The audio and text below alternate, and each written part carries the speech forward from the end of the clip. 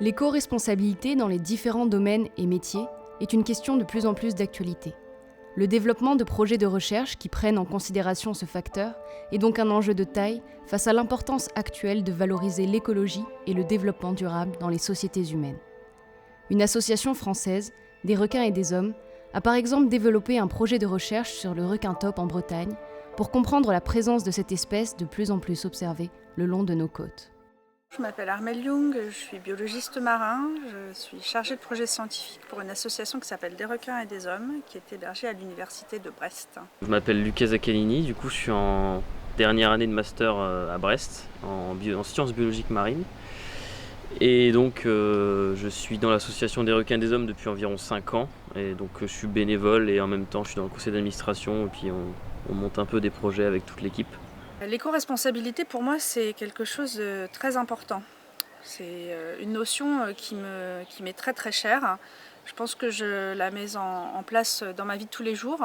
Dans la science, ça prend une toute autre dimension.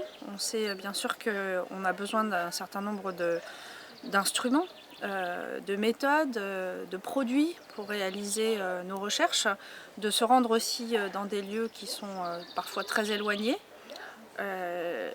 Malgré ça, il y a une vraie volonté en ce moment d'essayer de diminuer l'impact de ces aspects-là également. Et pour moi, ça importe énormément. Je pense qu'il y a actuellement beaucoup de chercheurs qui commencent à prendre ça en compte. Il y a plusieurs laboratoires qui ont décidé aussi de revoir leurs pratiques.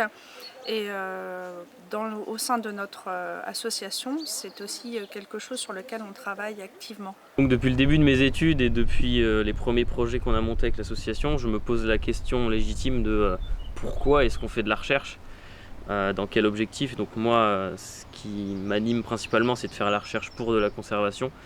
Et donc dans cet objectif-là, on se doit d'être cohérent et d'appliquer des moyens éco-responsables. Dans le cadre du projet Port Beagle, par exemple, nous avons décidé d'utiliser uniquement des méthodes que l'on dit non invasives, c'est-à-dire que l'on va à la rencontre des animaux qu'on étudie par nos propres moyens. Nous faisons de l'apnée libre et nous utilisons également des techniques qui vont perturber le moins possible les animaux avec des déchets qui sont le plus négligeables possible.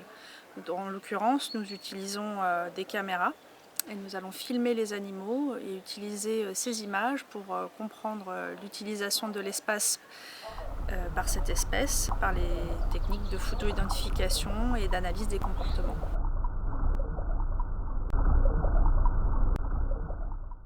On va essayer de ne pas les pêcher à la ligne pour ne pas les épuiser pendant des heures.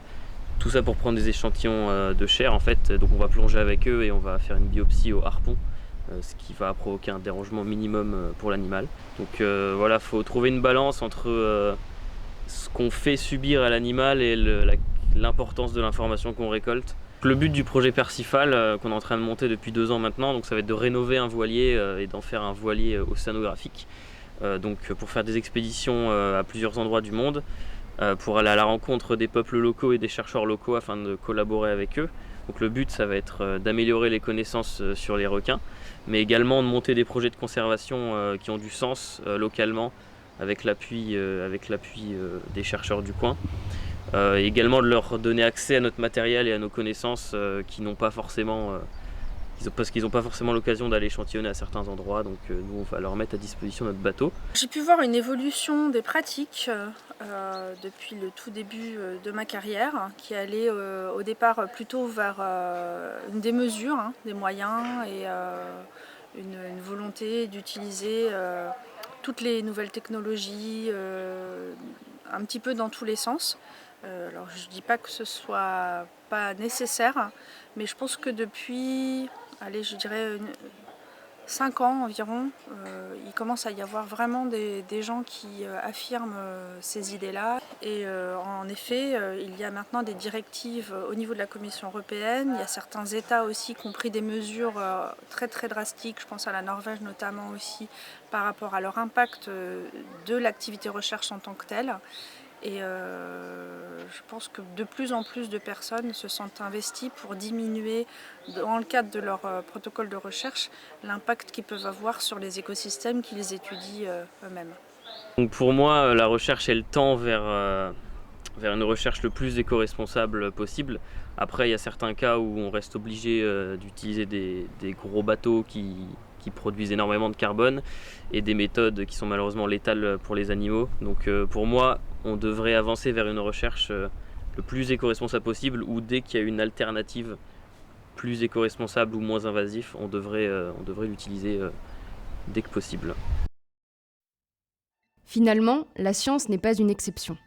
Comme le reste de notre société, elle a suivi les périodes de développement exponentiel, et aujourd'hui, à l'image de l'évolution des consciences, de l'incrémentation de l'éco-responsabilité dans notre quotidien, les protocoles et les méthodes évoluent, le développement des connaissances demeure une priorité pour les domaines scientifiques, mais de moins en moins au prix de la santé des écosystèmes et de la biodiversité.